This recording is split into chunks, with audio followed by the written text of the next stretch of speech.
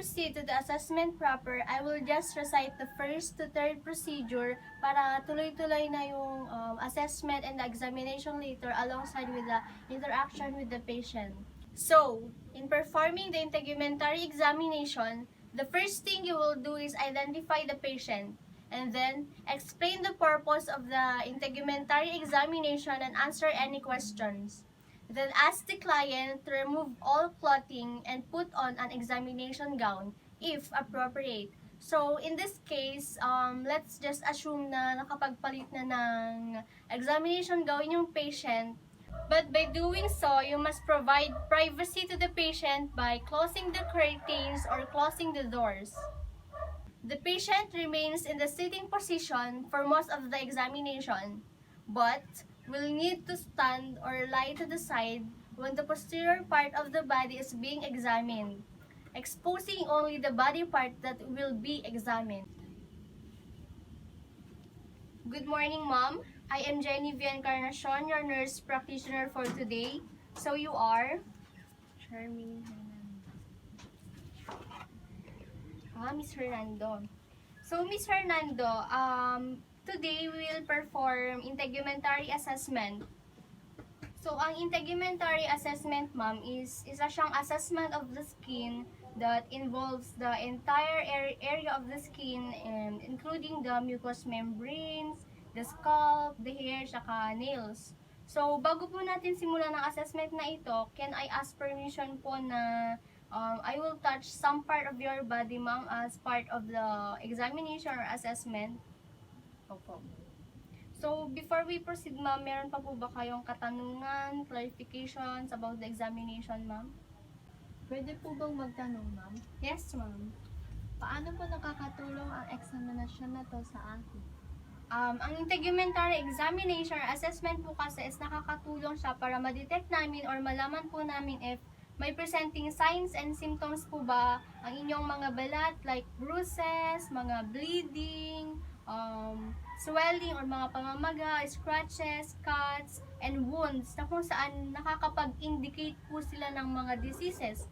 Hindi lamang po ng inyong skin, kundi maging ibang mga sakit po like mga sakit sa puso, mga kulang sa dugo, ganun po, ma'am.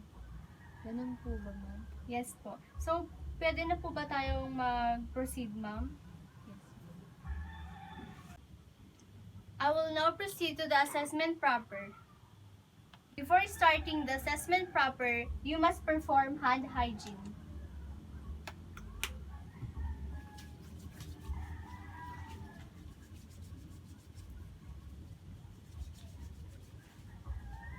And then inspect for overall skin coloration. Sa kabila po, ma'am. When we say na skin coloration, for example, pallor, which is the lack of color or paleness of the skin, it may indicate anemia. Jaundice, which is the yellowish color of the skin that may indicate renal dysfunction or liver dysfunction.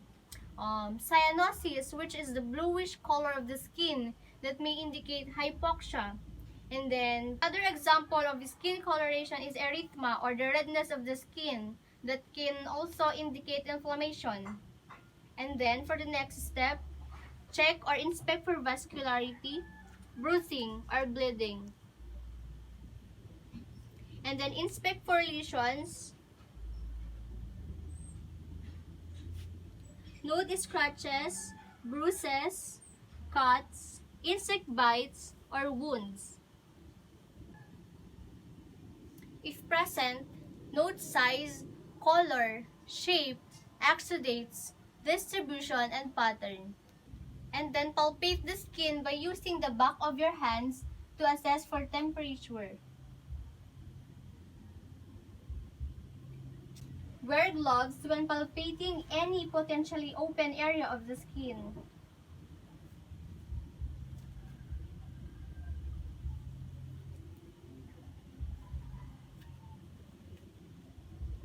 So, since wala po akong clean gloves, ang gagamitin ko na lang po is sterile gloves.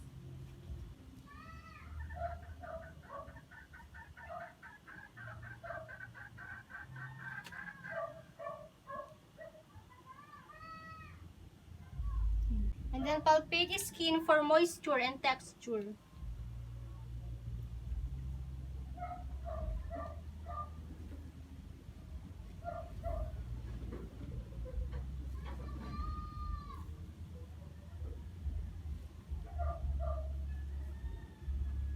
And then assess for skin turgor by gently pinching the skin under the clavicle.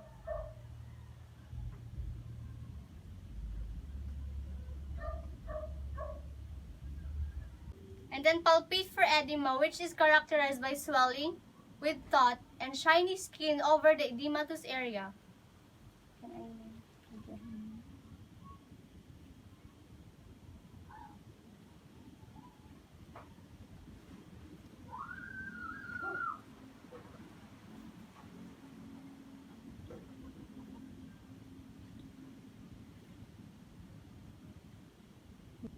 If lesions are present, wear gloves and then palpate the lesion.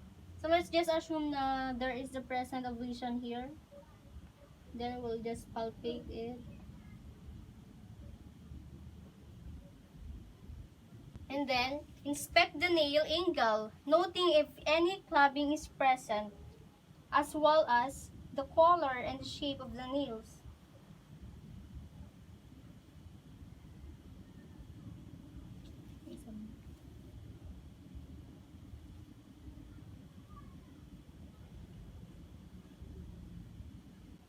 And then palpate the nails for texture and capillary refill.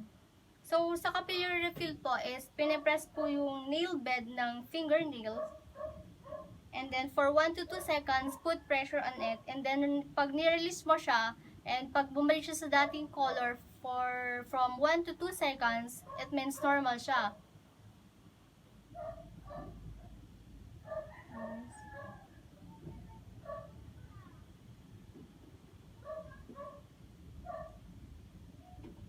So, it's normal.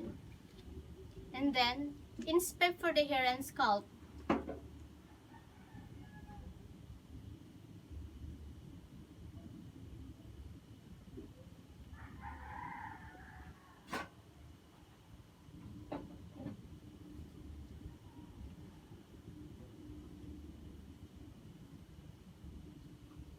Wear gloves for palpation if there is presence of lesions or infestation or the hygiene of the patient is poor. Lastly, if you are wearing gloves, discard the gloves properly and then perform hand hygiene.